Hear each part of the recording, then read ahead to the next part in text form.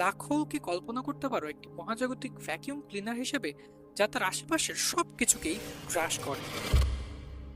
তাহলে black hole আসলে কি? কল্পনা করো একটি নক্ষত্র নিজে থেকেই ভেঙে পড়ছে এবং অসীম ঘনত্বের একটি বিন্দুতে সংকুচিত হচ্ছে, যাকে আমরা সিঙ্গুলারিটি বলি। এই সিঙ্গুলারিটির আশেপাশেই তৈরি হয় ইভেন্ট হরাইজনের, যাকে বলা হয় the point of no return.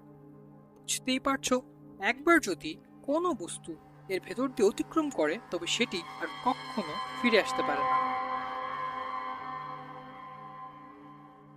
এমনকি সেটা যদি হয় আলো, তবুও না। এবার প্রশ্ন হচ্ছে, আলো যদি প্রবেশ না করতে পারে তাহলে তো আমরা এটিকে দেখতে পাবো না।